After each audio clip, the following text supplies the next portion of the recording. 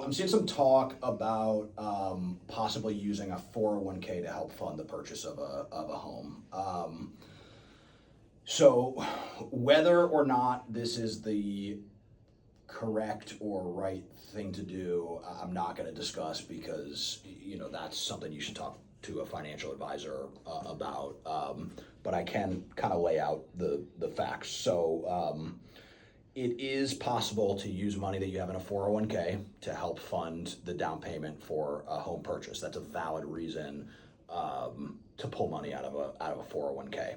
Now, if you are younger than retirement age, 59 and a half, if you withdraw money from a 401k for any reason, you are going to pay income taxes on that money because it was contributed before taxes, right? So it's due, it's taxable when you pull the money out. And if you are below 59 and a half, you also will pay a 10% penalty. So if you pull out $50,000, you're going to pay income taxes plus $5,000 in penalty fees on that money. What some other people will do to avoid that is most 401ks will allow you to take out a 401k loan, where let's say you've got 100 grand in a 401k. You want to borrow $50,000 to make a down payment on a house, right? We will allow that as a mortgage company. It's a valid source of funds, right? A 401k loan.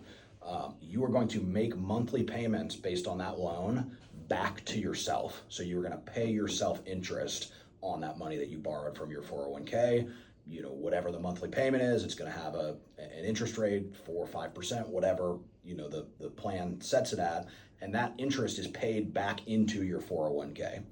The downside of this, and the reason that some people might say that you should never do this, is because when that money is withdrawn from the 401k as a loan, you no longer earn returns on investment on that money. The only money that you are earning on that money is the interest that you're paying yourself. So like if you had that money in the stock market, the S&P 500, for example, or some sort of target date fund that's returning, it's growing by 10% a year, for example, that money when you borrow it no longer grows at 10% a year.